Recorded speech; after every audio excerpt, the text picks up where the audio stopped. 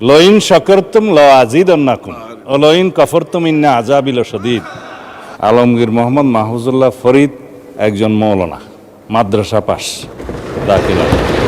স্বরাষ্ট্রমন্ত্রীকে mic দেন। মানে speaker, আমি বিতর্কে যাব না, কিন্তু একটা ভুল মেসেজ যাবে বিরোধী দলের পক্ষ থেকে যখন একটা অভিযোগ আকারে বা যে কোনো আকারে বলা হোক যে আমাদের একজন মাননীয় সংসদ সদস্য কোরআন আর আয়াতের ভুল ব্যাখ্যা দিয়েছে।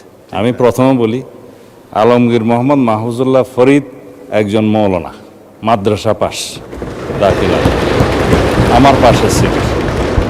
তিনি অন্তত এই উদ্দেশ্যটা বলেন, লইন শাকারতুম লাযিদান্নাকুম ওয়া লইন কাফারতুম ইন্না আযাবি লাশাদীদ। যেটা উনি বলেছেন সেইটা প্রাসঙ্গক্রমে বলেছে। আমরা যদি আল্লাহর নিয়ামতের শুকরিয়া আদায় করি, আল্লাহ আমাদেরকে আরো বাড়িয়ে দেয়। যদি শুকরিয়া আদায় না করি, অলইন কাফারতুম ইন্না আযাবি লাশাদীদ, আল্লাহ আযাব বাড়িয়ে দিতে পারেন। এখন এটা পলিটিক্যালি কেন বক্তব্য হবে, এটা দিয়ে কেন পয়েন্ট অফ অর্ডারে বাড়ানো হবে, এটা ঠিক হয় না। মাননীয় স্পিকার, তিনি বলেছেন, সৎ উদ্দেশ্যেই বলেছেন, এবং আমরা যেন আল্লাহর শুকর গুজার করি।